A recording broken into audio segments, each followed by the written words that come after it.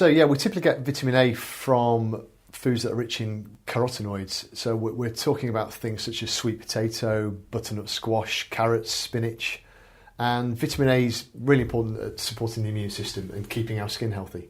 Vitamin B1, also known as thiamine, is found in peas and things like fresh and dried fruits.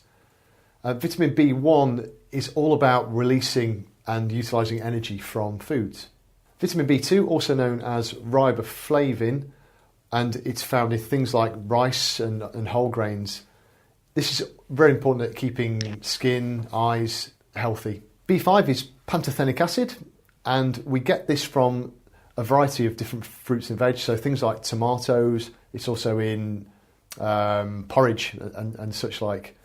And B5 is, again, it's all about releasing energy from food, but it's got links to hair. We often find vitamin B5 in things like shampoos for that reason. So B6 is also known as pyroxidine, and this helps the body to store energy a bit more. So it's getting energy from proteins and carbohydrates. And again, we find this from things like whole grains. Vitamin B7, also known as biotin. This is also linked with energy, and it's helping the body to break down fats. Things like nuts are always quite rich in biotin. So B9, which is folic acid, this has got links to keeping our blood healthy and is quite famously therefore helping baby to develop normally during pregnancy.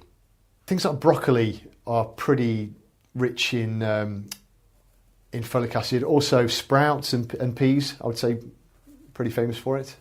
So B12 is famous for boosting our body's reactions. So it makes our body more responsive. It's for yielding metabolism. So very well known for energizing, effectively fighting fatigue. And it's found in meats normally. So it's really important for individuals with a vegan or vegetarian plant-based diet to supplement with B12 because it isn't found in plants. Vitamin C is pretty much an all-rounder really, so it's got links to supporting the immune system, but it's also important for healthy skin. It supports our bones and joints and for normal function of cartilage and collagen. And vitamin C is found in fruits and vegetables quite widely really, so oranges, red and green peppers, blackcurrant, strawberries, that kind of thing. Vitamin D, strong links with healthy bones, teeth, gums, healthy hearts, most definitely the immune system. And vitamin D, our body can produce its own, of course, when we are subjected to sufficient levels of sunlight.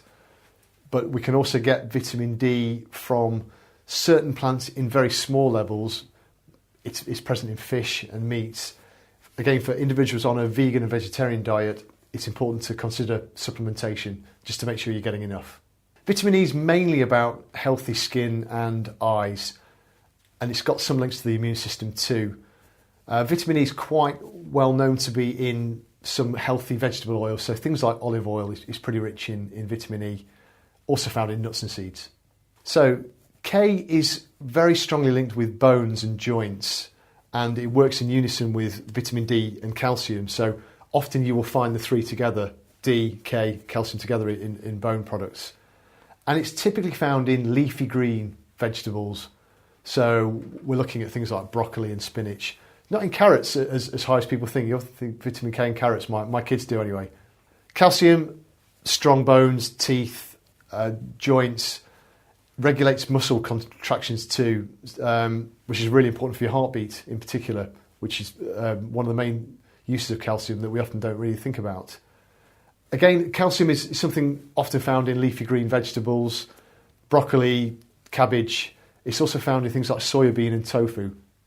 So magnesium is another energizing nutrient. So this is all about turning food into energy for the body, and it's got very strong links with ensuring you've got healthy bones. The leafy vegetables, spinach, is also found in nuts and brown rice. So zinc is all about making new cells and enzymes, and in short, it's helping the body to heal. So it's important for wound healing. And source of zinc, it's normally in things like cereals. So Omega-3s have got lots of health benefits, most famously linked to heart health, brain development, eye health, and bones and joints. In terms of sources of omega-3, fish is probably the most famous, and some meats.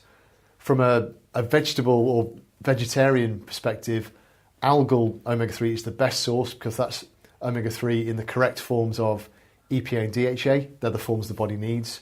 Whereas its most famously vegetarian sources are things like flax, but unfortunately flax and chia contain omega-3 in the form of ALA, which is a lesser form. It needs to be converted.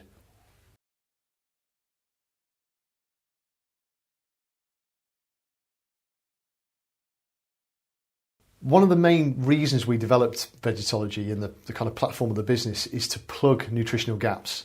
So what we've done, we've looked at where people are most likely to become deficient in certain nutrients, and we've looked at demographics, including vegans, vegetarians, people in certain locations where deficiency will be rife. So our products are all about deficiency. So whether that's the Opti3, which is an algal omega-3, so it's an omega-3 ideal for vegans and vegetarians instead of using an inferior source such as flax.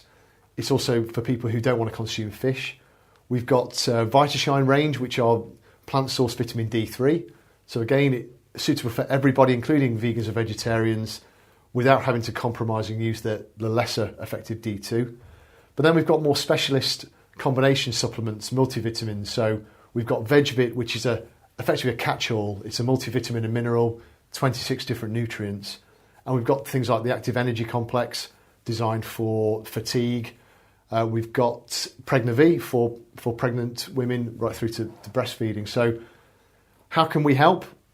As I say, that's what we do. We're all about plugging those nutritional gaps. And whatever the nutritional gap you may have, we've got it covered in the range.